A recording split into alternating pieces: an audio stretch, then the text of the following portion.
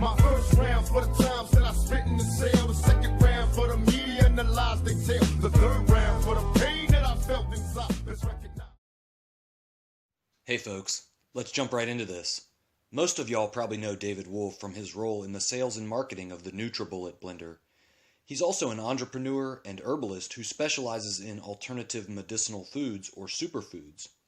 In this video, I'm going to summarize my interpretation of David Wolfe's dietary advice and offer comments and criticism with a little bit of humor.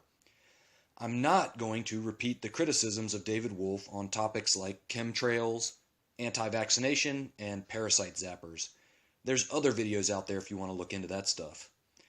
I tried to draw video excerpts only from recent presentations so you can notice how he looks now compared to the commonly circulated still photos, which are obviously several years old. I'm not casting shame by encouraging this comparison, but when you make a career out of lifestyle longevity and health advice, people are going to talk about how you look. And this is, I think, the great secret of the Taoist immortals. This is the great secret of the great yogis, is they had figured out you just live on the herbs, and then after the food makes a lot of sense for a lot of your life. Then once you're already constructed, you don't really need a whole lot of food. Then it's more about superfoods. After a while, you go, I don't even really need that anymore. Then you're on the herbs. Why on the herbs? Because you just need stuff that kind of just like, it's a little, kind of keeps you going. A little kick. After a while, you're kind of looking at that big salad, and you're like, I can't eat that. That's too much. But I can eat that superfood, super herb thing rolled up in chocolate and honey. I can do that. And that right now is where it's at. That's where we are, just from the strictly nutritional perspective.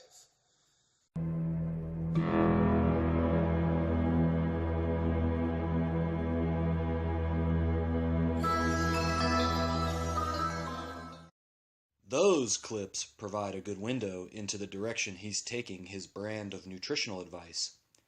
Let me fill in some of the blanks by saying David Wolfe presents himself as primarily a raw foodist, and he claims to eat relatively few calories. You saw him mention preferring to exchange a big salad for a superfood super herb ball rolled in chocolate and honey.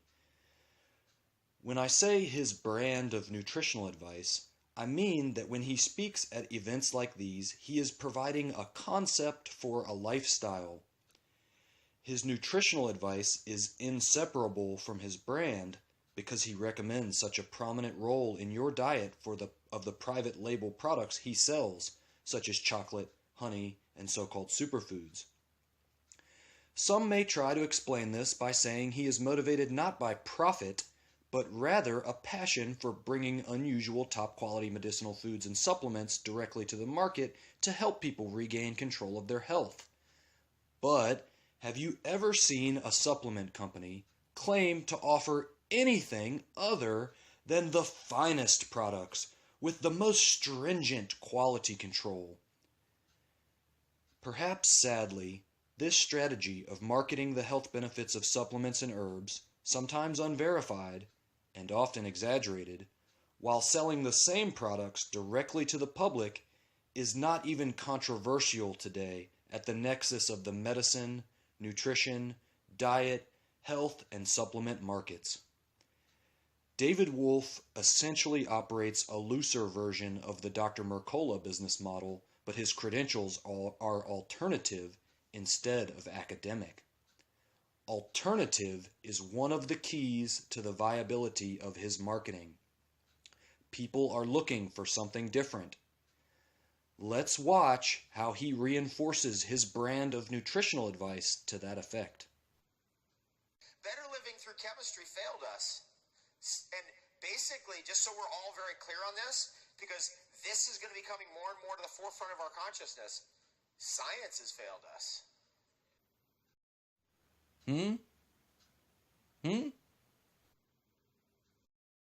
He offers an appeal to his audience's cynicism towards authority. Have you noticed this is becoming a recurrent theme in the Worst of the Food Industry series? It would be hard to paint with a broader stroke than to say, science has failed us. What science, David? And failed whom? No, just all of it. And he even emphasizes how this meme is moving towards greater adoption into the public consciousness. Cynicism towards authority is so powerful it helped put Donald Trump in the Oval Office. But that's another story. Let's watch how David Wolfe relates a nuanced version of the appeal to cynicism towards authority strategy to engage his audience. My grandma, I saw what happened to her. We don't want that to happen. I saw what happened to my mom. We don't want that to happen. I saw what happened to my brother. We don't want that to happen. And you changed your mind. And you went, no, maybe something else is possible, right?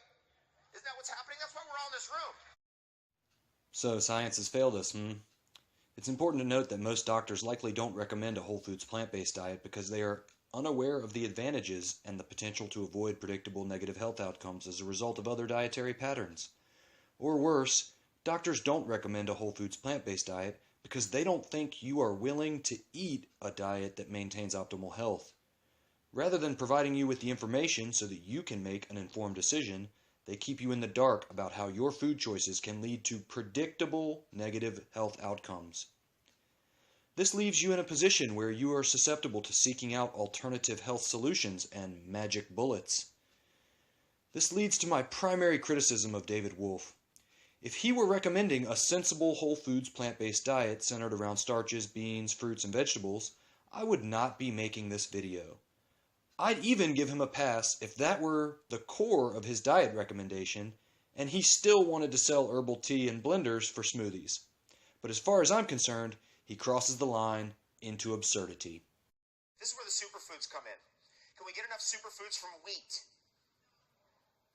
Can we get enough superfood phytonutrients from corn? Can we get enough superfood phytonutrients from soy? Can we get enough superfood phytonutrients from potato? Can we get enough superfood phytonutrients from goji berry?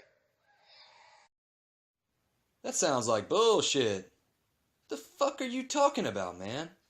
How many young men will fall for this and suffer?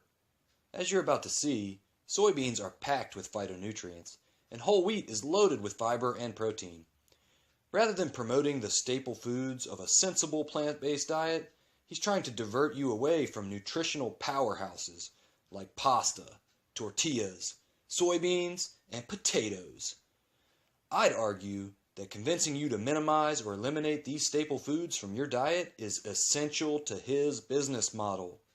This is step one on your journey towards being undercarbed and dependent on superfood stimulants and herbs. I'm sure there's plenty of raw crackers and meals based around half an avocado before you advance to juice fasting and goji berries. The traditional Mexican diet derives 25% of total calories from corn tortillas alone. Are you aware that Hispanics have a longer life expectancy than white people in America? How many servings of beans are you eating every day? Nothing keeps you satisfied and energized like the staple foods he's trying to convince you to exclude from your diet. So when you take his advice and give up these healthy, complex carbohydrates, you'll inevitably find yourself without energy and craving sugar or perhaps high-calorie fatty foods like chocolate or olive oil. Of course, David Wolfe not only sells those products, he also exaggerates their health benefits. If we eat right, we know that, like olive oil, 18% increase in lifespan. People who eat olive oil. Olive oil is probably number 2 longevity food. Number 1 is chocolate, according to research. All the longest lived people in the world, extreme longevity, like her 122 years and 164 days, all olive oil eaters. I'm going to close this out by saying, no amount of micronutrients can fix bad macronutrients. David Wolfe, what are your macros, bro? I don't think anybody in his audience knows what they're getting into. I guarantee his macros are fucked, and the majority of his calories are coming from nuts, seeds, olive oil, chocolate, and avocados. Then you can spend whatever's left of your paycheck on superfoods and herbs because you're so undercarbed you think you're not getting enough micronutrients. And that is why David Wolfe is the worst of the food industry.